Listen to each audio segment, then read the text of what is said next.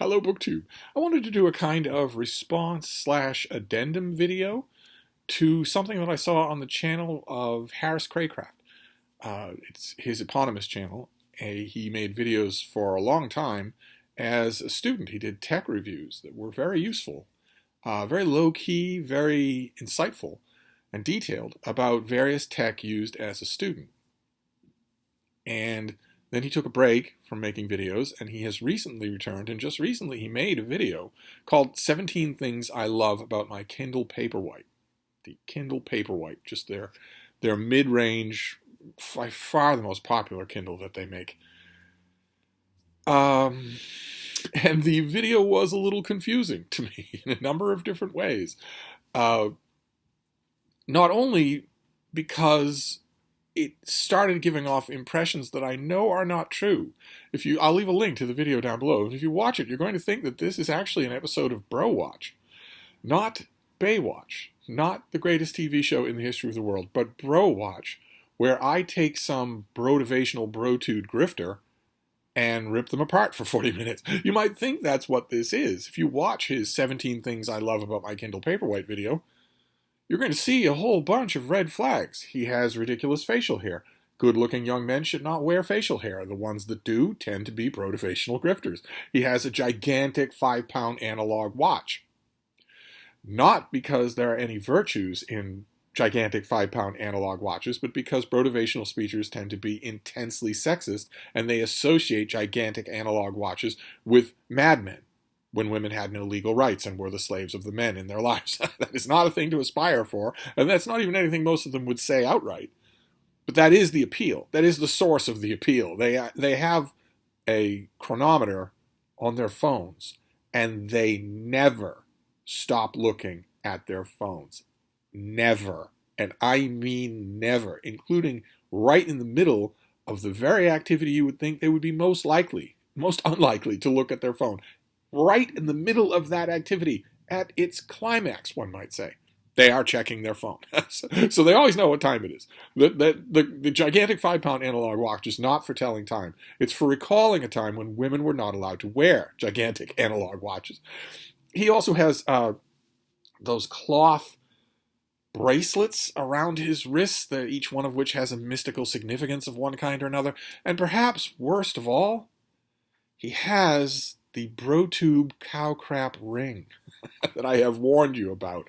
It is an ostentatious, clunky, unadorned black metal ring. It's made from purified, fired in a kiln-fired cow crap. All brotivational speakers wear them, and only brotivational speakers do. So you can tell them. They won't take it off for the video because they need to signal to each other. They won't take it off for the video, so you can tell right away if you're watching a BroTube grifter, because they will have the cow crap ring. And Harris Craycraft has all of those things in this video. He has 100,000 subscribers and an affiliate link in the video. So everything is pointing towards this being an episode of Bro Watch, but actually, no, it's not. If anything, it's anti-Bro Watch. It might even be subtitled as Bro, you okay? Because something is definitely wrong with this video. Harris Craycraft spent years making excellent YouTube content. This video is simply objectively bad. And it starts right in the title. He says that the video is titled 17 Things I Love About My Kindle Paperwhite. You are going to see, because we'll go over his 17 things, that not only is it not 17, in the video itself he says 19-ish, but he actually gets to 20-ish and didn't bother to go back and fix the title. But also, a couple of the things that he mentions are duplicates, and at least one of the things that he mentions is something that not only does he not love about his Kindle Paperwhite, he actually dislikes it about his Kindle Paperwhite. None of this is fixed in what 100,000 YouTubers call post. I'll fix it in post. He doesn't fix any of this stuff in post. He edits his videos. I don't. He could easily go back and fix these things. He doesn't bother. But he launches into the 17 things that he loves about his Kindle Paperwhite. And as is true in Bro Watch videos, although this is not a Bro Watch video, this is not an attack on my boy Harris Craycraft. This is not at all. I recommend his back catalog of videos. We're going to go over what he says first. before I give my response. So number one, the first thing that he loves about his Kindle Paperwhite is that all the articles from various places that he clips out or that he flags or bookmarks and always tells himself he's going to get around to reading, there's a feature of send to Kindle where you can send it to your Kindle, and if it's on his Kindle, he is more likely to read it. Thing number two that he says is that this is a healthy way to kill time. He notes that his generation of young people, when they have even a fraction of a second of free time, will pull out their phone and immediately start mindlessly scrolling. Just surrender their mind. If you pull out this instead and start reading, that's a lot healthier for you. Thing number two is, actually thing number two and number three that he says are things that tech channel guys always feel the need to include. B-roll footage. He says it fits in his pants pocket and it fits in his coat pocket. And for some reason, tech channels always feel the need to include B-roll footage of that. Like, we don't know what a pants pocket is or what a coat pocket is, or that we're not going to believe you. But if we're not going to believe you about such a quotidian claim, why would we watch your channel in the first place? No, instead, there's always a shot of their butt. But anyway, those are his next two things. Then in thing number five was the first point. When I watched this video for the first time, I wasn't aware that he simply hadn't bothered to fix the title of the video. Number five was the first time that I became concerned. Because in number five, he says that another thing that he loves about his Kindle Paperwhite is that it's so convenient that you can read it one-handed on a train or a boat. I'd be willing to bet that Harris Craycraft has not been on a boat in 20 years. And then he starts to wander off. He says you can read it on a train, you can read it on a boat, and in the very back of his mind, keep in mind he's in his 20s, in the very back of his mind, that's jogging an ancient cobwebby memory. Wasn't there something in a boat, on a train? He can't remember what it is. It's obviously green eggs and ham that he's thinking about. He gets most of it wrong. He can't remember what it is, but he fumbles around for a while, trying to, is it a boat? Is it a moat? Is it a firing range? Is it a hot air balloon over the plains of Iowa in the middle of summer? He fumbles around for a while, never actually gets to it, never pauses, cuts out the fumbling, finds out what it is that he's thinking of, and he either incorporates it or doesn't. Instead, the point just wanders off to number 6, which is that the thing has a long battery life. You fully charge it. You don't need to think about it for a month. Okay, fine. Then number 7 is he mentions that this gets the Libby app. So in America, you can hook it up to your library system and borrow free ebooks from your library system. And number 8 is he mentions that this is the same thing for audio. You can also borrow audiobooks from your library, and their systems are set up to work with the Kindle Paperwhite because the Kindle Paperwhite is the lingua franca of e-readers. I don't have any hard and fast industry numbers, and I know that Kindle does sell. Amazon does sell a Kindle that is one grade lower than this. The specs are all the same. The so-called entry-level Kindle is a wonderful device. You don't sacrifice anything technical, just a couple of things here and there. It's not waterproofed, but then again, neither is the Kindle. You wouldn't want to risk this and the kind of water tolerance that Amazon says it has. You wouldn't want to do that.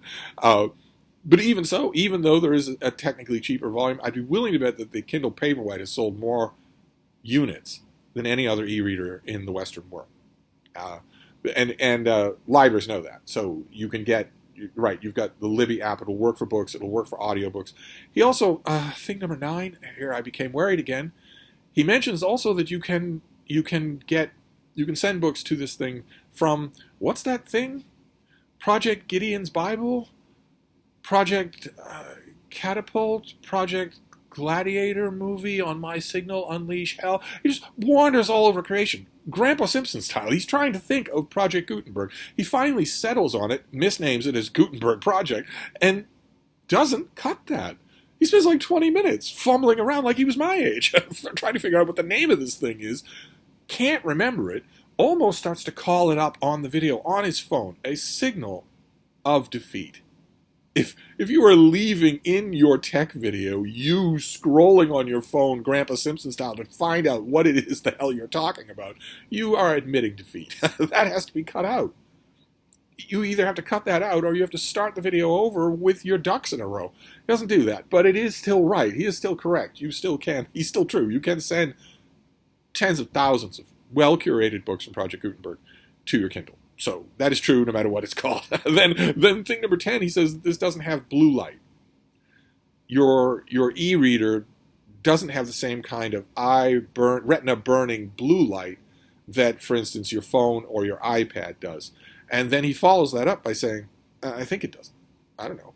I might not. It is not only visually obvious that there is a difference between looking at this device and looking at your phone, but it's also easily verifiable in about a fraction of a second.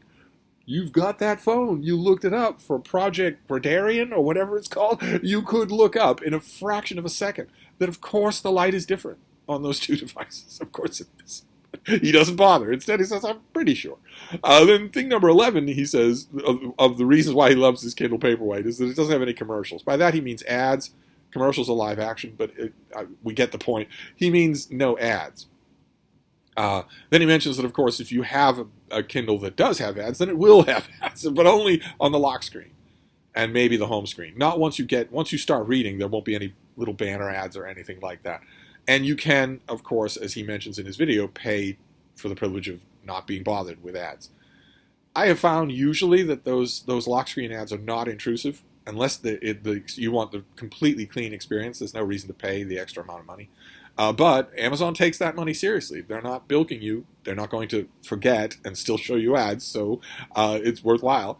Then thing number 12 that Harris mentions is one of the reasons why he loves his Kindle Paperwhite is thing number 2 over again. He says that this offers you no internet temptation. The Kindle e-readers, the Amazon e-readers have a web browser, but they've left it intentionally janky, intentionally sluggish and Wi-Fi dependent and bad. It's there, but they don't want you to use it. They don't want you to think about it. And I agree with that completely. They shouldn't update that at all. This is meant to be an island of serenity. This is meant to be a refuge from the internet. So sure, I guess, if you're in Wi-Fi, sure, you might want it to have some rudimentary internet capability. I don't see why. I've never used it on any e-reader that I've ever had, and including some e-readers that I've had that tout that their web browser is no longer in beta, that is actually really good. When I'm reading a book, I want that to be the one time when I'm not thinking about checking email.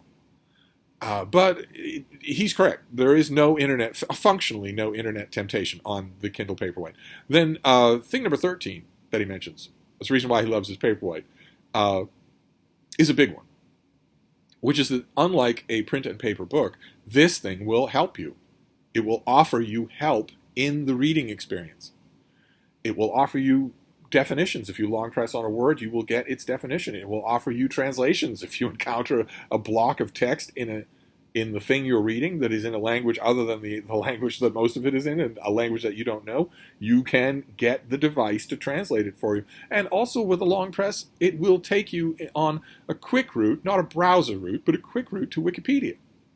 So that not only will you get a definition, you could get context. You get a little window will pop up that will tell you not just what a catapult is, but what the Wars of the Roses are.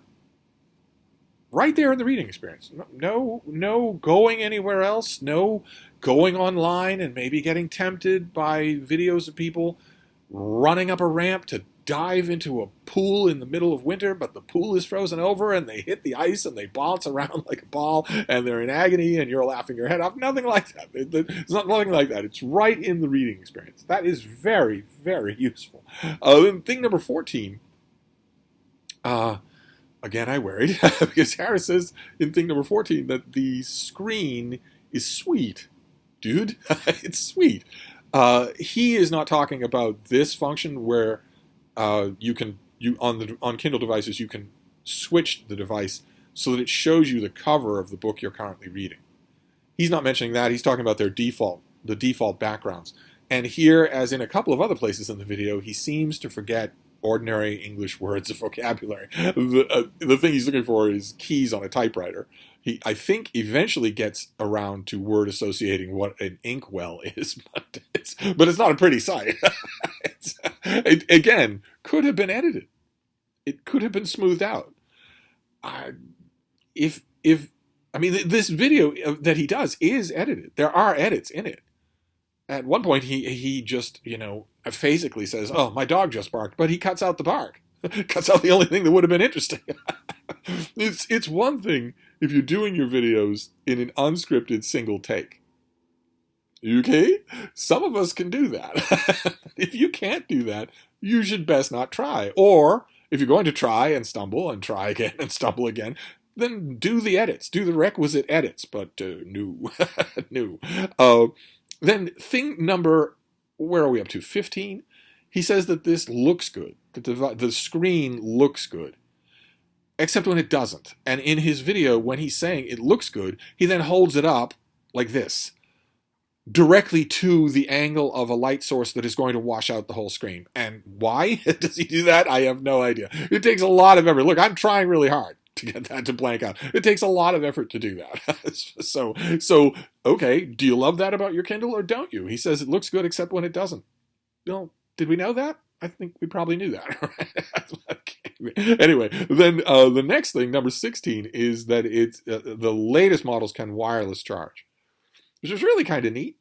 You get a little socket, a little dock for your stuff, whether it's a Kindle Fire or an 11-inch Kindle Fire or something like that. You can just set it on there. You don't have to plug. You don't have to pierce it with anything. You can just set it on there and it will charge. But in this item, he says it can wireless charge, but I don't really like wireless charging, and I don't do wireless charging, and you probably don't like it either, and you probably don't need to do it either. And let's just move on. Which made me want to point out that thing number 16 is, in other words, when you're finished with it, something that you dislike about your Kindle Paperwhite. Yeah, but we're going to move on. It's going to get worse anyway. In thing number 17, which should be the end of his list, according to the title of this video, is again a mention of audiobooks. That if you have, Bluetooth headphones, you can listen to your audiobooks. That can easily be folded in to a mention of audiobooks. This thing supports audiobook technology. Then it goes on to 18, which is again another mention of send to Kindle. That you can send documents to Kindle here. Then number 20 that he mentions is that when you're done with a book on your Kindle Paperwhite, you can just go on to the next book. No hunting around, no getting up, no returning anything to a library, no nothing like that. This thing can hold a whole library. Okay. And then thing number 21 that he mentions is that you can read your notes and you can export them. And I think what he means here is that it's much easier for you to find your notes and read only them, as opposed to pulling a book off a shelf, wondering what you thought about one particular thing, and needing to page through the whole thing. And that is it. 20 or 21 things that he likes or doesn't like about his Kindle Paperwhite. But since I love the Kindle reading experience, I thought I would make a sort of response addendum video of my own. I will also do 17 things that I love about my Kindle Paperwhite. And a lot of them will overlap with Harris's. Like number 1, which is documents and PDFs. You can send stuff. You can locate almost all of your reading needs on this device. It has dedicated email, and a lot of things that you will read in the extended ebook or Amazon ecosystem will come with a function that says send to Kindle. So it's possible to sort of locate all of your reading on this device. That is entirely possible to do, and it's very comfortable. Then thing number 2, another thing I agree with Harris about, which is that this breaks the phone addiction. It's amazing to me. I think that there's a lot of evidence to indicate that the addiction to pulling out, that Gen Z has, to pulling out his phone and just mindlessly scrolling, has as much to do with the action and the focus as it does with the material that you're focusing on. I've heard from a lot of young people that they recognize that addiction in themselves. They don't like it, of course, and this fixes it, because it addresses the externals. It addresses what that addiction might be actually about, which is the device in the hand and the attention. But it's not wasteful, it's not harmful attention. It's a book that you've meant to read anyway, or articles that you've meant to get around to. That is entirely true. This goes a long way to curtailing and controlling a phone addiction. Then thing number 3 would also be a yes, which is the form factor. This thing is portable, and it's tough. This is a Kindle. Sorry, it does pick up stuff. It's a plastic casing, so it does pick up all kinds of smudges. A simple alcohol wipe will get rid of those without taking off any of the surfacing of the back of the machine. Then you're good to go for a while yet. Clean it once a week. It's a good idea anyway to clean your stuff. You should also clean your phone. I have this just naked to show it to you, and just naked, it is deceptively tough. This is not a glass screen. This takes a lot of punishment. I think you'd have to go a long way out of your way to scratch this screen. You'd have to try to do it. Shoving this in and out of your bag won't even nick it. And tossing it across the room, sometimes that is something that you do. I will, when I bring this into the little book room, I will often just toss it onto the bed. I'll toss it up near the pillow. Or I'll toss it here from the fainting couch to the easy chair. You're not going to hurt this thing at all. You're not going to hurt it. You're not going to dislodge any internals either. This is a tough machine. I'm showing it to you naked here without a cover, a case for it. I don't actually have a case near me either. But I'm not going to edit. Since that appears to be the ProTube way. However, and I ordinarily wouldn't advise a case because this has a kind of minimalist ethic to it. The aesthetic here is very minimal. I don't know if you can make this out in the lighting, but there's almost nothing here. There's one button. One button and one port. There's almost nothing to disturb the symmetry, the cleanliness of the lines of this thing. And that is actually a blessing and a curse. It's a blessing because I think the ultimate design goal of a lot of tech companies is to have the device simply monocased, nothing interactive on it at all. Charging, page turn, controls of any kind. So no buttons of any kind. And the drawback is that for some unknown reason, Amazon puts the power button right at the bottom of the device. Actually, the reason is not unknown. The power button is next to the power intake for a very good reason. That's where all the tech is. That's where the internals are. But it wouldn't take much fiddling to put them in a different place. And with that power button being where it is, that's where you rest it in your hand. So you have a huge chance of turning this device off. Some of the tech channels will say, no, that won't happen because the device isn't heavy enough and because you need to press the power button for 5 seconds in order to get it to turn on or off. That has not been my experience. I'd be willing to bet that hasn't been your experience. It is easy to do. I'm showing you this without a case, but however, you're not going to bark, are you, baby? You don't bark. The solution to that is a case, a sleep-wake case. They're incredibly lightweight, and they obviously, the manufacturers, both Amazon and secondhand manufacturers, know perfectly well that the goal is not to interfere with the minimalist ethic. So a case for this thing will be incredibly light. It functionally does not add to the weight, and it'll also be incredibly slim and non-fussy. You can get them that way. You can get fussy cases if you want. Some people like fussy cases. I don't myself, but the minimalist, the basic case for this solves the problem of the placement of the power button because all of a sudden you've got something else to hold, and so you're not resting it in the palm of your hand. But I definitely want to agree with Harris about that. This is a very portable and a very tough machine. Don't have to worry about it. Then another thing that I would agree with him on, thing number 4, would be that, yes, this is very easy to handle. He mentions one-handed for reading on a boat or in a moat or with a stoat or if you feel like gloating. I don't know. He wanders Grandpa Simpson style into green eggs and ham, but never quite gets there. I would argue, without trying and failing to remember something, this has no fuss.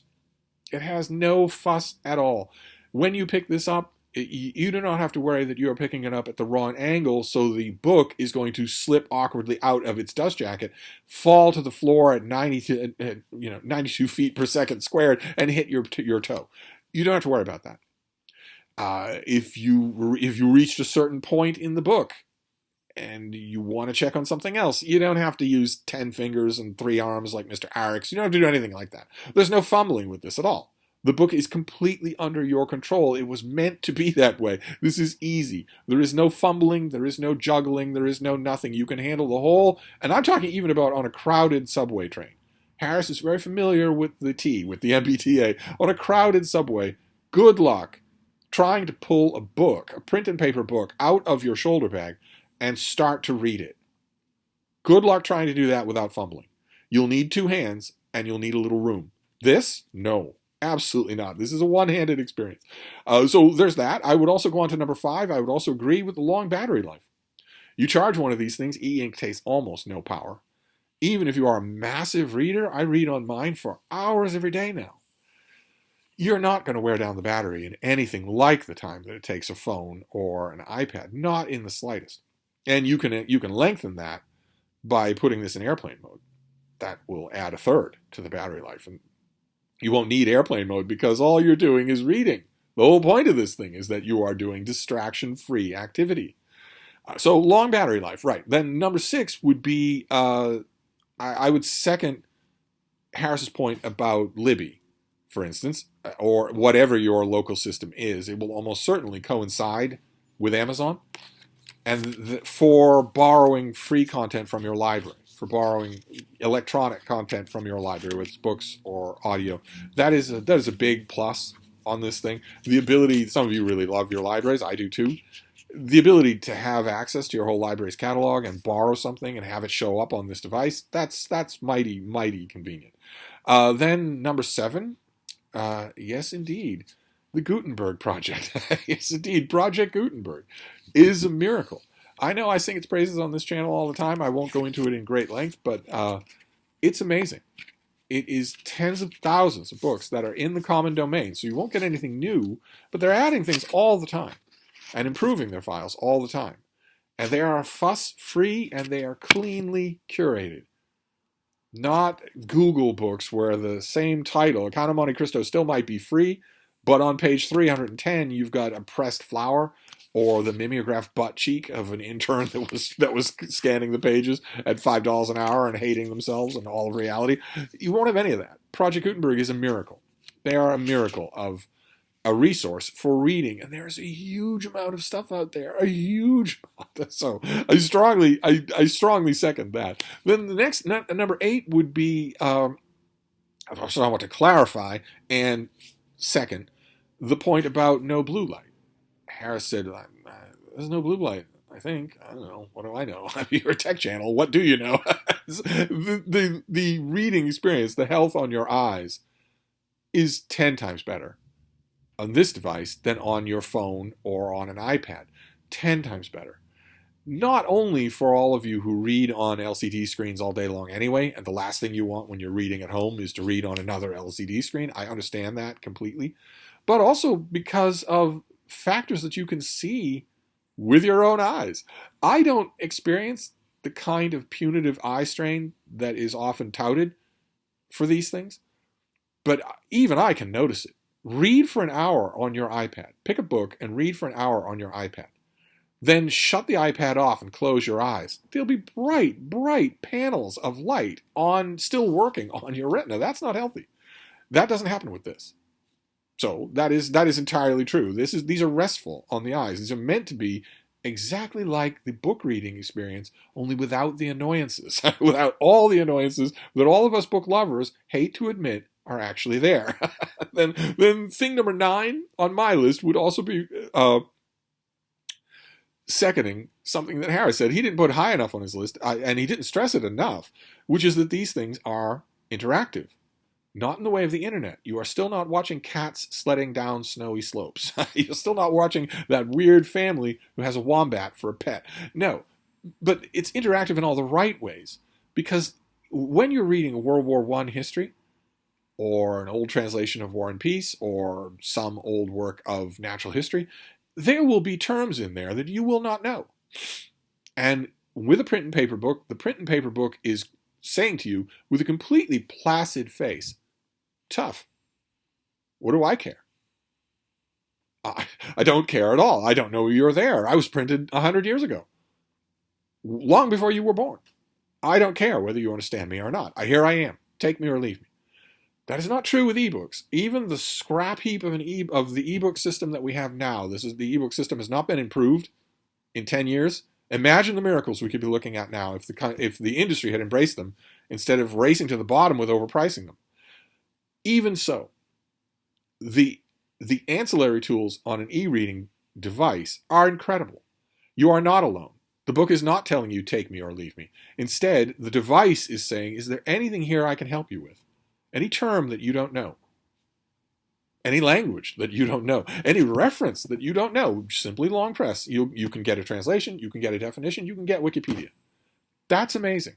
That is absolutely incredible. So that is definitely a positive here. Then thing number 10 on my own list would also be echoing Harris in his video, which is the lock screen, which can either be the default lock screen for Amazon. It's quite stylish. It rotates between a bunch. It's a lot nicer than the old engraving of author faces that Barnes & Noble used to use.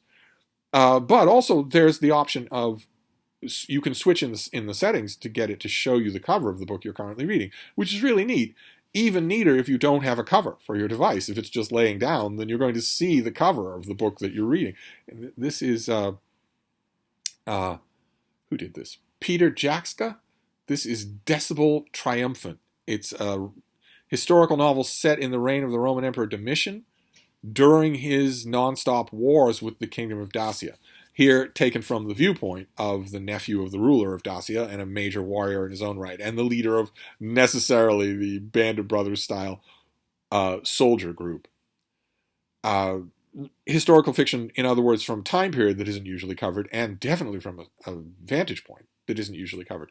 And this cover is going to be on here until I finish the book in about 15 minutes. and it also... inadvertently, now that I think about it, I won't extend my list into, or if I do, I will amend my title.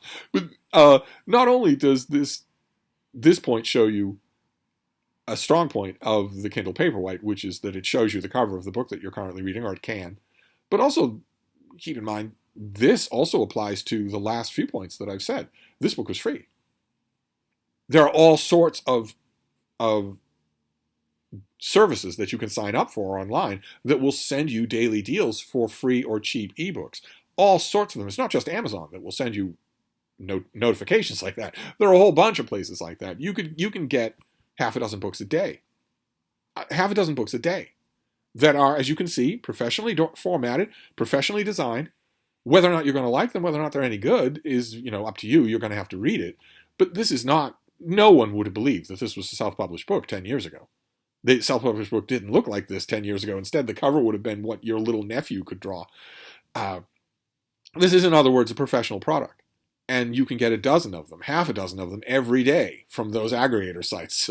But anyway, just sticking with the cover, you either get a stylish lock screen or you get the book that you're reading.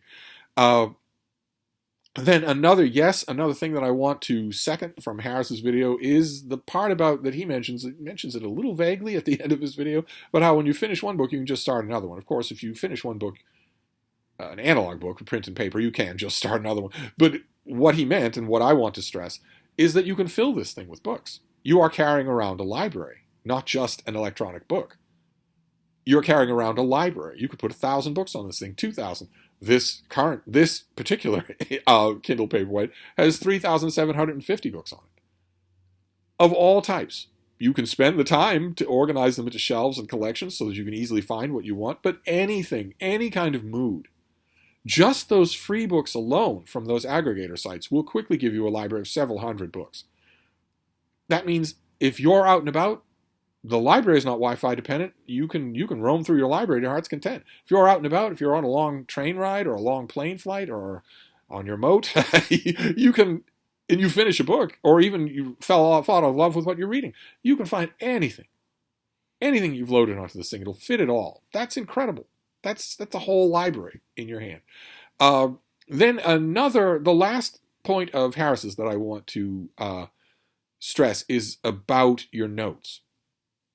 You can take an enormous amount of notes on any book here on this device, unlike with print and paper books, where your note-taking is large. If you're going to stick just to the book and not import a notebook, which is another device altogether, if you're going to stick just to the book, your note-taking is limited. There might be blank pages at the back of the book, but sometimes not. And other than that, you're limited to the margins for how many notes you can take and how much space they can take up. And if you want to refer to those notes, you have to go and find them. Stand there in front of your bookcases. I've done a million times in my life, just paging through until you find the particular note of yours that you wanted. Not true on these things. You can take as many notes as you want. You could write a book of notes on a particular book.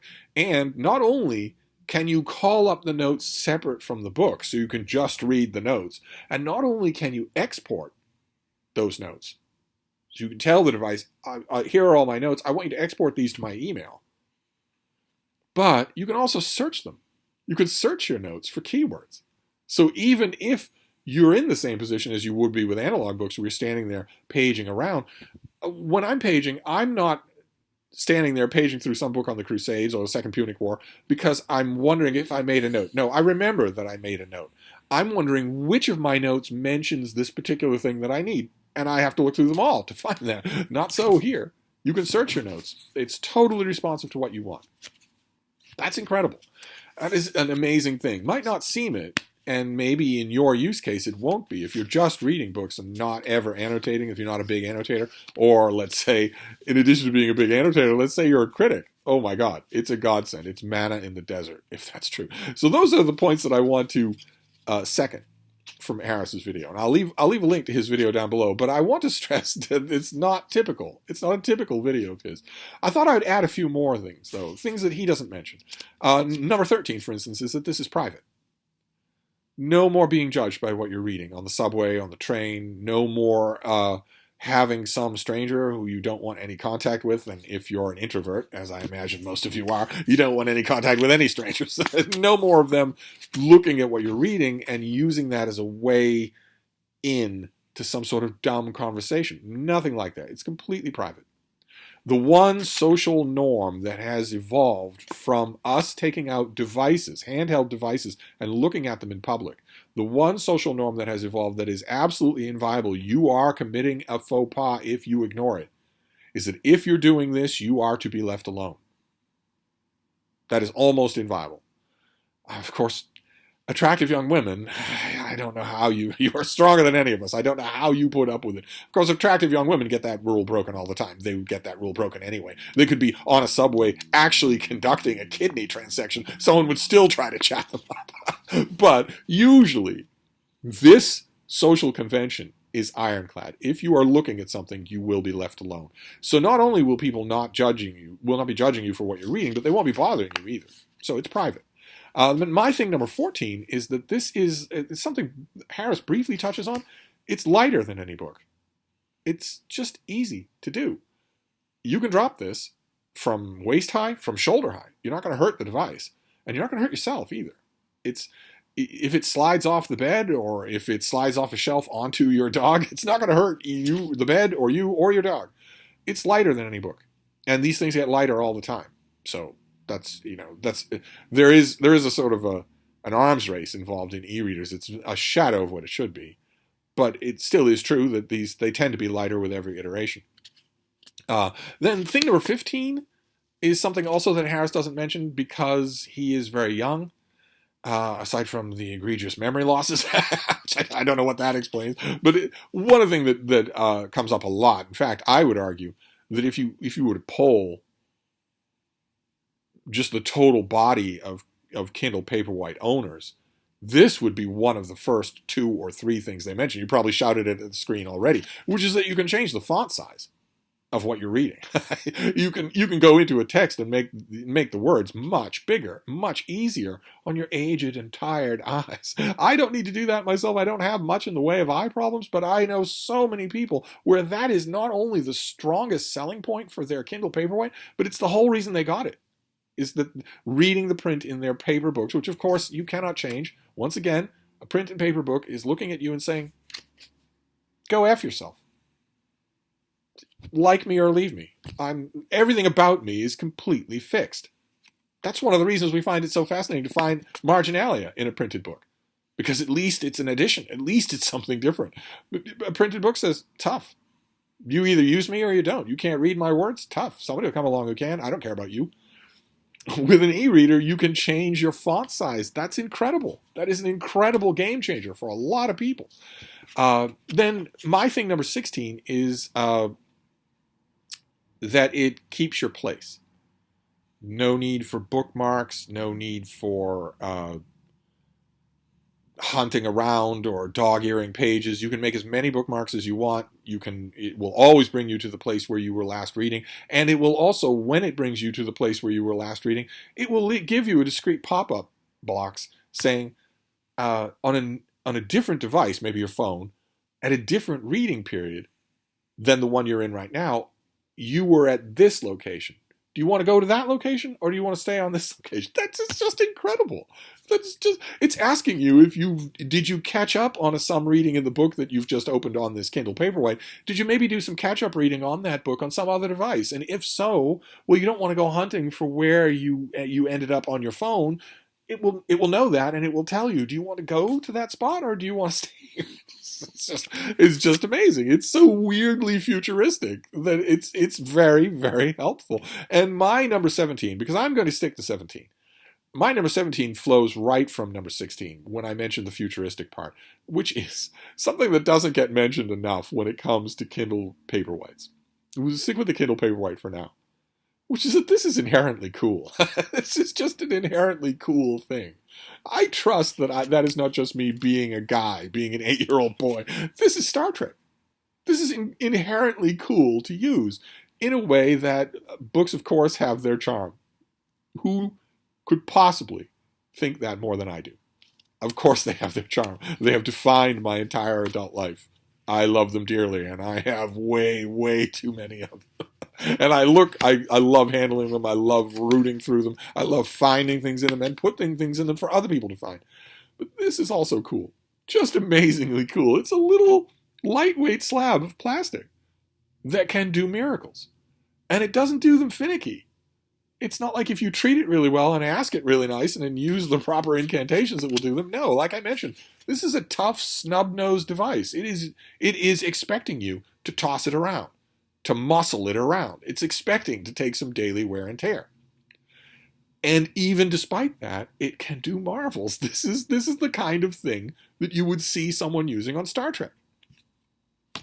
I believe that all handheld technology like this was designed to mimic Star Trek. So you get to hold a little Star Trek in your hand. That's kind of amazing. So there you go. Those are my 17 reasons why I love my Kindle Paperwhite, which I love the Kindle Paperwhite from the beginning. One of you sent me one, and I really, really liked it. But I eventually stopped using it, not only because it glitched on me once, but the glitch is temporary. It's long since gone. A few people mentioned it. Amazon fixed it right away. But also because this bothered me constantly or near constantly shutting the thing off because I accidentally held the power button. So I gravitated away from using this. I gravitated towards the Kindle Oasis, which has page turn buttons. So I don't need to worry about it. I'm not anywhere near the power button when I use it. Same thing with Kobo's. Their power button is not anywhere near where you could touch it accidentally. But then I started using one of these things with a case, and that solves the problem. And maintains all the rest of it. It maintains all the cool ergonomic stuff. And it solves the problem of accidentally turning it off. So I live on my Kindle Paperwhite. I absolutely love it. So when I saw that one of my favorite tech channels, what used to be one of my favorite tech channels, made a video about 17 things he loves about his Kindle Paperwhite, I thought, well, this is going to be a video for me. I'm going to love this. And instead, it frustrated me. Not quite to the level of a Bro Watch video. Harris is not trying to sell you anything. At the end of the video, he mentions that he has an affiliate link. That if his video has convinced you that you would like to buy a Kindle Paperwhite, go ahead and use his link and he'll make a little money for it. And then in the tone of the video, he then says, or not, I don't really care. So that he would be drummed out of Bro School Academy if they saw him with that kind of a grifting pitch. He's not trying to grift anything. Yes, he has the unconvincing facial hair. Yes, he has the weird floppy bracelets that each mean something. Yes, he has the gigantic 5-pound women-hating analog watch. Yes, he has the black cow crap bro tube ring. But he's not a bro watch. This is not a bro watch video. He's not a bro tube scammer. He just made a bad video. It can happen to anybody. Except me. The only bro tube. To finish up this video, I'll finish on a note that I've made many times on bro watch videos, which is that the only bro tube influencer that you need to pay any attention to at all, ever, on any subject, is me. But for Harris, go to his channel, check out the link, and then watch some of his older tech videos. They are really, really good. New tech can be expensive, especially Apple tech. So it's likely at this Christmas season or maybe in the new year, you are looking for Apple tech, but you're looking for older Apple tech. Well, he got all the new stuff from the manufacturers. So you'll be in the perfect position to watch a lot of his older videos for iPads and a whole bunch of other stuff. Because it was too expensive for you to buy when it was new. Maybe you're thinking about it now. Some of his videos will be wonderful. You'll find them very refreshing. And he won't be groping for things. So anyway, that is just a random video here on things I love about my Kindle Paperwhite. This has gone on long as bro watch videos tend to do, but keep in mind, this is not a bro watch video. I am not bro-shedding Harris Craycraft. I actually like his channel. I'm glad to see him back. So I'll wrap this up, and I'll be back. Thank you, BookTube.